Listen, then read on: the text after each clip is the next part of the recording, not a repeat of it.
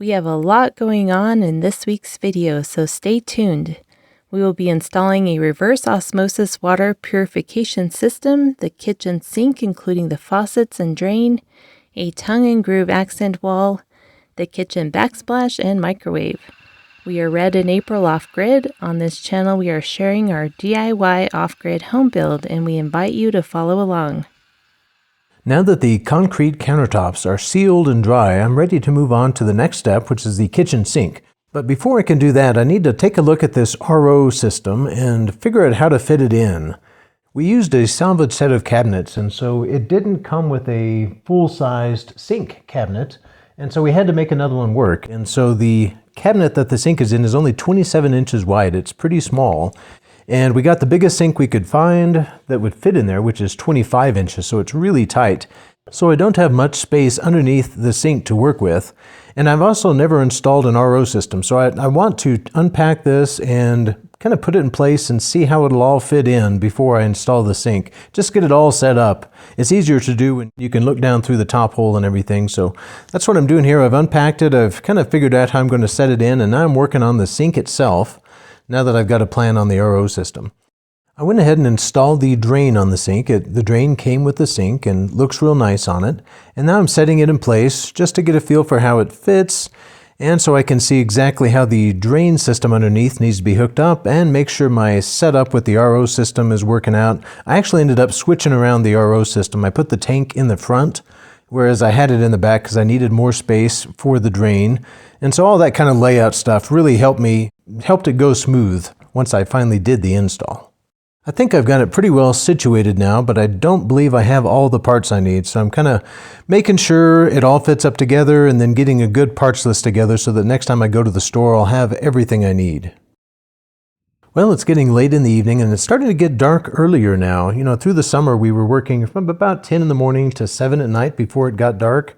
And now it's getting dark closer to 6, and so I'm going to have to adjust my schedule. But it's nice that I'm working inside. I have lights so I can keep going a little bit longer here. I really want to get the faucet on before I stop for the night. We found a faucet that we really liked on Amazon. It wasn't very expensive, but it actually seems like a really nice quality faucet. It's brushed nickel, it has a very industrial, kind of commercial feel, and it's got all kinds of multi-functions. It has, you know, a spray nozzle and a regular spout, and they both move independently. It's a really cool setup. And as I'm putting it together here, it seems like great quality. It's really amazing the quality components you can get for a very reasonable price.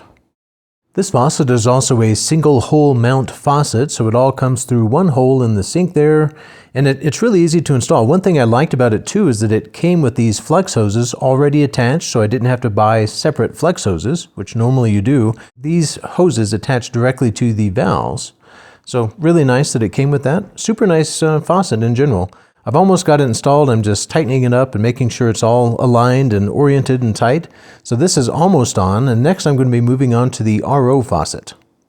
This little RO faucet came with the RO kit that we purchased. It all came together, and I'm really impressed with the quality of this faucet. You know, just looking at it, it's really like heavy duty, stainless steel, seems super high quality. I'm really impressed with it. I'm installing it here, and in the other hole, this was a 2-hole sink, and so it fit perfectly. We're finally getting back to that awkward little wall section that we painted gray. It's over by the kitchen, and boy, we didn't like the gray. It just clashed with the cabinets, and we've been trying to figure out what to do with it. And so we've been considering doing a tongue and groove because we love the look that tongue and groove adds to a room, but we didn't know what color. So we decided to make a few test samples and try out some different wood treatments. So we decided to try out the blackened wood, the aged, so kind of grayed wood, and then also a white wood. Once I had my samples made, we took them inside and laid them against the wall to make the final decision. And the winner was black. So I started cutting all the boards to length. The tongue and groove came in a 12-foot length, and I was able to get 3 pieces out of each board. We really love the effect that this black aged wood accelerator has on the wood. It lets a little of the natural grain shine through, and we just love the effect. We also used it in the guest bedroom and on the eaves of the house, and so it made sense to bring it into the living room as well. Once the boards are all cut exactly to length, I just wanted to go over them real quick with sandpaper. I used a 220, just a nice finished grit sandpaper. The boards are already pretty smooth. And these boards are 5.5 inches wide, They're relatively inexpensive, really like this wood. It's a good quality wood, it seems like, real smooth finish, good millwork on these, and just got these at Lowe's.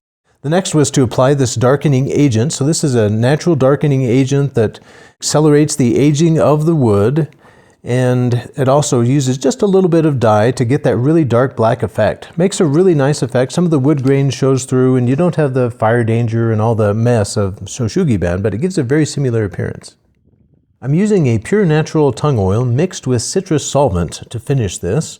I really like tung oil. I've used it throughout the house. I'm mixing my own here, using about 30% of the citrus solvent and about 70% of the tung oil, and just mixing it into a smaller container. I buy it in 1 gallon bulk, and it's a whole lot cheaper if you do it that way, and then you always have plenty on hand. I really like doing that. So I just mix my own, and I'm applying it here, just going over it with a good heavy wet coat. I'll allow that to soak in real good, and then I'll go over it again, just make sure it takes all at once, and then I'll wipe off the excess before it dries. This house is really coming along, and we decided that we probably needed to start trying to find some furniture for the house. We want to buy used, and so we've been keeping an eye out on Facebook Marketplace. We ended up making a trip to Tucson and spent the day driving around looking at used furniture, and ended up acquiring a complete living room set, 3 different pieces from 3 different people, but really like how they all come together and match. So excited about finding some used furniture. The tung oil is now dry on this tongue and groove, so I'm ready to start on this accent wall. Brought over my air compressor and brad nailer, and I'm ready to get started. These boards are already cut to exactly the right length, so this ought to go really fast. Basically just need to stack them up and staple them in. I am using a 1/16 of an inch spacer on either side to get the spacing right on this. That gap is really important because the wood can expand or contract, due to variations in humidity, and it can really cause problems if you don't leave that gap.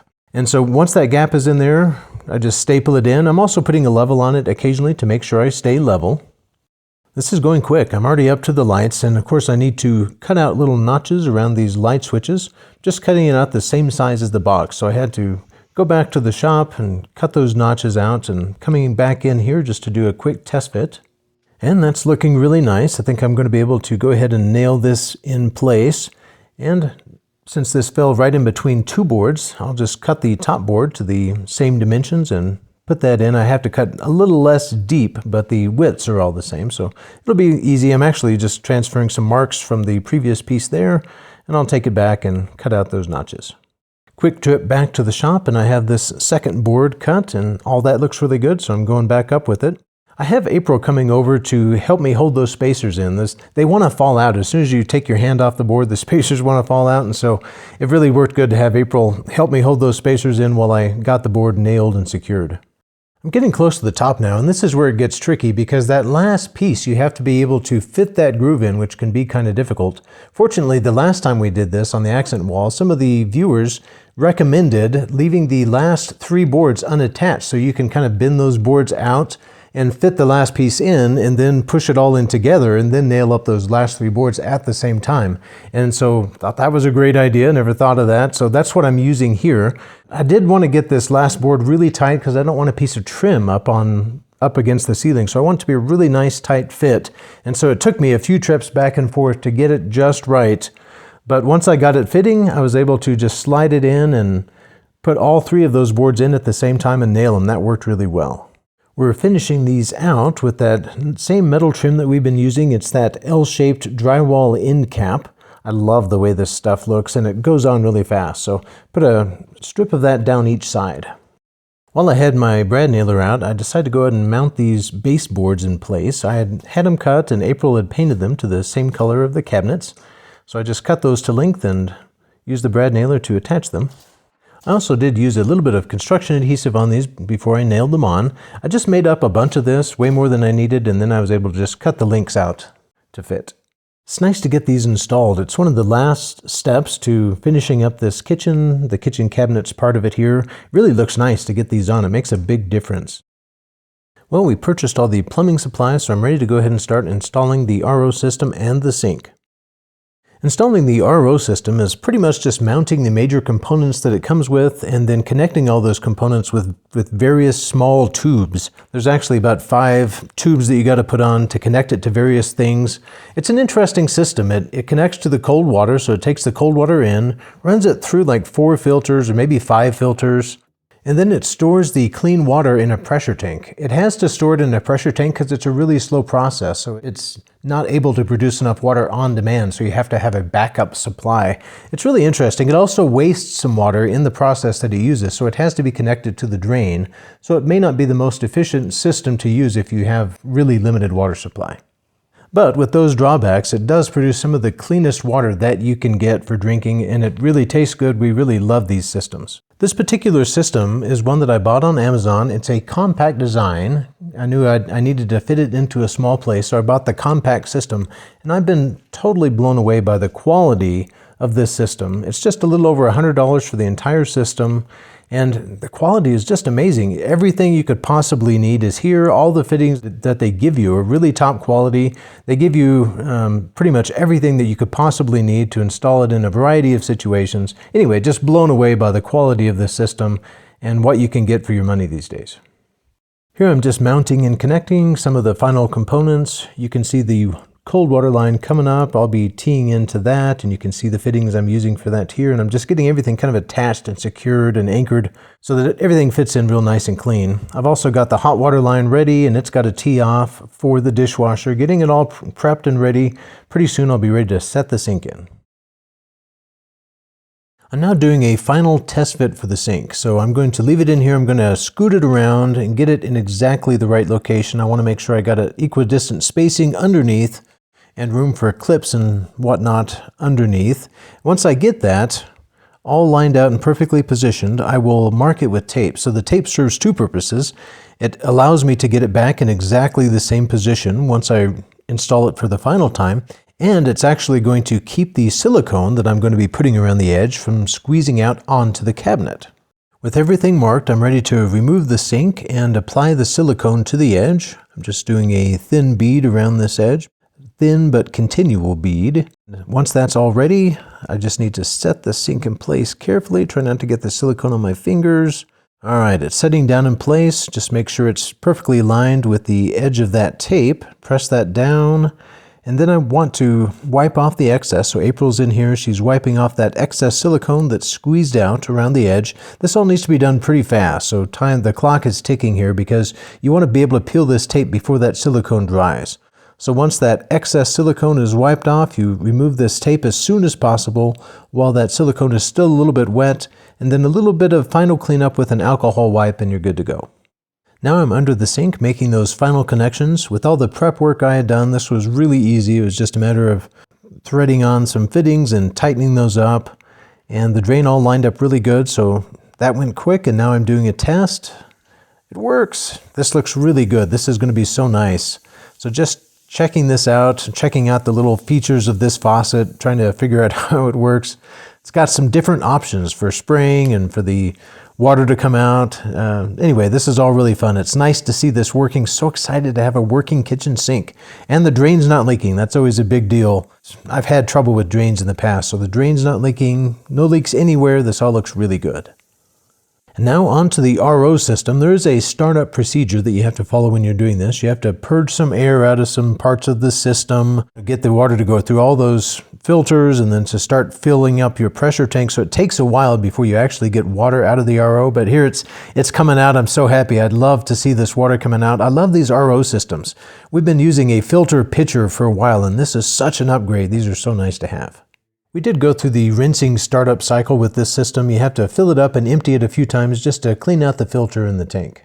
It's past the monsoon season here, but it really was looking stormy, and sure enough, we got a nice rain and hailstorm. Got about ½ an inch of rain. Anytime it rains here, it's an event. We stop what we're doing and watch it rain. We love it so much. So we took a little break and enjoyed the rainfall. Now moving on to the backsplash. We had originally intended to do some kind of a white tile backsplash, and so we brought home some samples of that. And while we were there, we saw this weird metal looking stuff, and we decided to bring home a piece of it just to try. We weren't impressed at first, but well, let's take it home and see how it looks on the wall. So we brought it home, and we loved the way it looked, and it looked way better than the white tile did with our kitchen.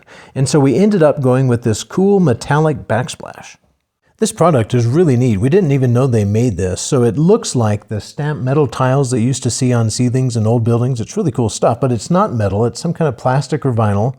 But it's a product that's made for backsplashes, so it doesn't rust or have any problems with water.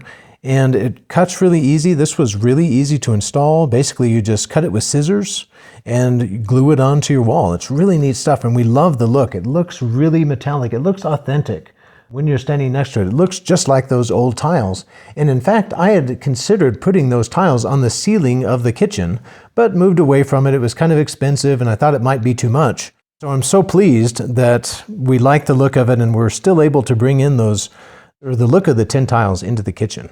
The thing that we did a little different from the standard installation on these is we didn't use the edge trim pieces that you can buy for it all around the edge. We didn't like the look of those necessarily, and they created a little lip that stuff could get caught in, food or whatever. Whenever you're cleaning it, it just seemed like it wouldn't be a great idea. So we didn't want to use that little clip edge piece on the top or the bottom. So it took a little bit to figure out how to lay it out and apply it. So we ended up having to cut all along the edge of the base that contacted the cabinet so that we could get the pattern lined up where we liked it with the cabinet. But it all worked out in the end. We were able to install it without any of that edge trim around the base or the top. We just used a little bit around the window, and on the ends is the only place where we had to use that edge trim. And it looks way better, I think, than it would have with the edge trim. This product installs really fast. I was able to do pretty much the whole kitchen in one afternoon, so really love the way this is going on. I love the look of it. It's so much easier than tile. Before I could finish the backsplash, I needed to install the microwave. And so I'm unboxing that here and starting to get that figured out, just figure out how to place everything, how to get the mounting brackets and stuff attached. This will be an atypical microwave installation since there's no upper cabinet here. So normally a microwave that's attached above a stove will be attached to the bottom of an upper cabinet. And I didn't have an upper cabinet. And so we're going to have a shelf on top of the microwave instead. So this is a very atypical installation, and I'm going to have to build a special bracket for the top to get this installed. But for now, I'm just unboxing it and getting a look at everything. The template for the microwave bracket is actually part of the box, so I'm cutting the box apart here to remove that template, and I'll be able to use this to transfer the holes for the mounting bracket for the microwave onto the wall. So that's what I'm doing here.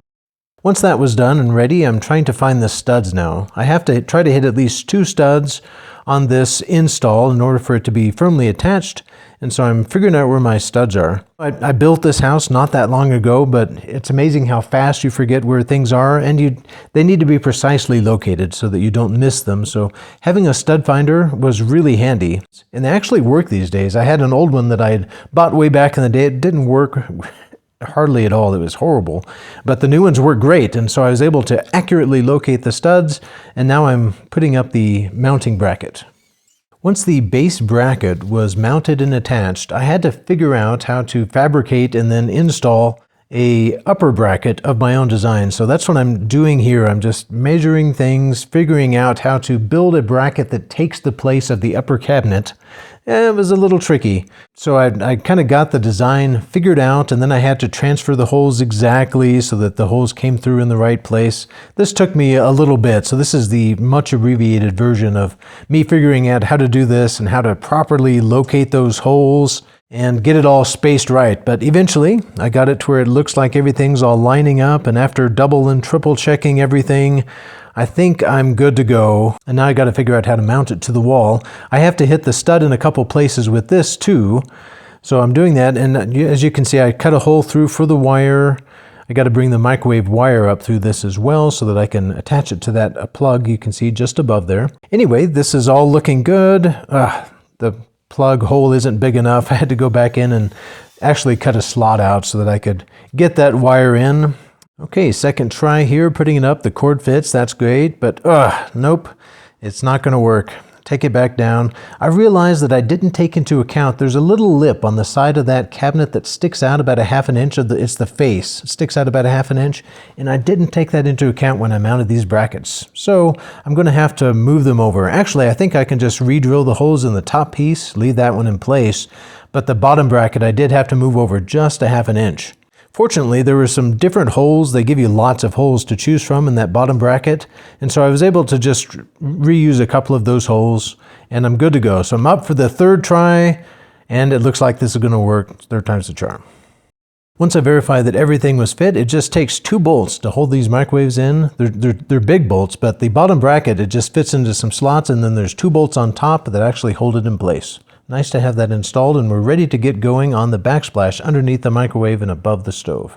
Get a little better look at the process that we follow when installing this. I had to cut it across along the bottom. I had to cut about a half an inch off along the bottom to make it fit right along there, and then I put some blue tape along there about a 1/4 of an inch from the bottom, and that tape is there so that later when we come in with silicone to seal between the countertop and this backsplash, that tape will already be in place, and then we can just peel that tape off and have a nice seam there.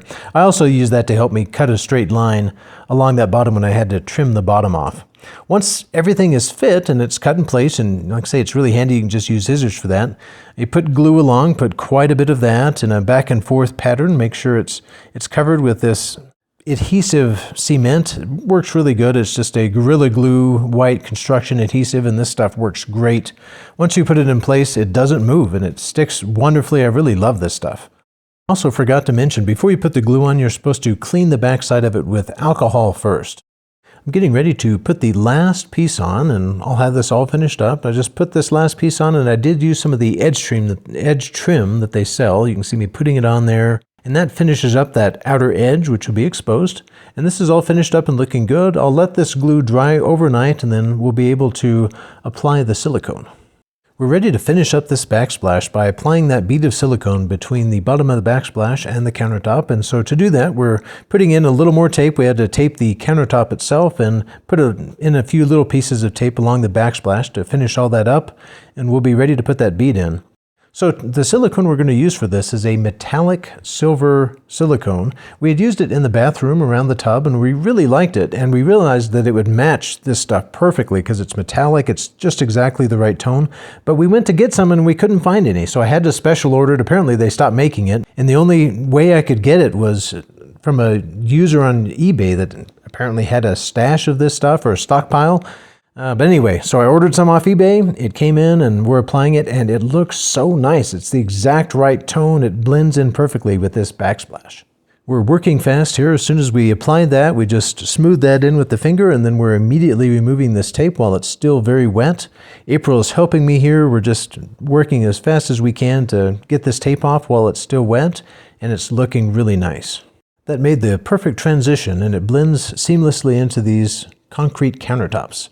Really love this tin-tile type backsplash. The metallic look ties in perfectly with the aluminum edging around the countertop and with the other metallic accents we have in the home. Everything is really coming along nicely. We'll be moving in before you know it. Thanks for watching, and join us again next week.